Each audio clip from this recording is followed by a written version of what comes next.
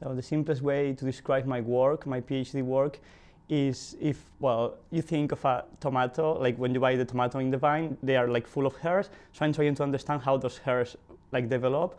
And the reason why I do that is because we think that can give tolerance to different problems that we have in agriculture, like insect attack or drought with all the climate change. So yeah, that's probably the simplest way to describe it.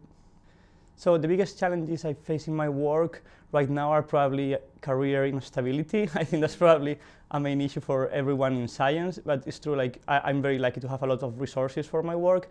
So I basically, whatever I want to do, I normally can do it. So in that sense, I'm not very limited. But when you think of what's going to happen after, that's always a bit scary, and that affects also your motivation, and that can lead to trouble in your work too. Well, I think my experience in asset have affected my work and myself also in two main ways.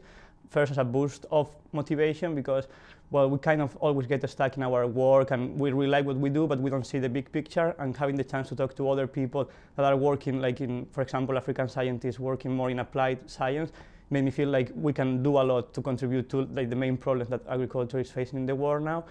And also, it was a boost of confidence because, like, through the peer review process, I felt like I could give input to other scientists, and that actually was meaningful, and that was really important to me in my personal development.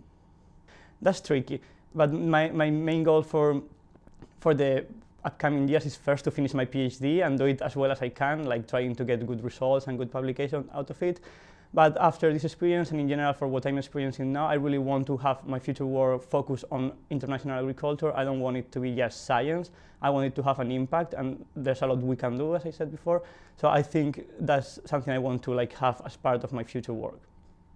Well, that's also hard to answer, but I think the main support I need is having contacts, people like are working in similar fields of what I want to do in the future.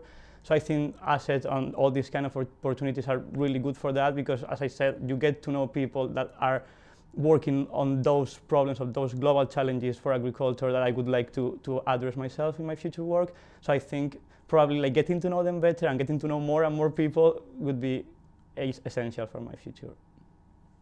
Well, I guess I can give support to other people in many different ways. I think I'm quite approachable and I try to be like that. So I really like collaboration, and I think I can like trigger these kind of collaborations between institutions and between people. I'm always out trying to help people. So for example, through peer review, these kind of things like trying to read their science, understand it, and giving feedback. That's something I enjoy, and I think I can do it quite well for other people.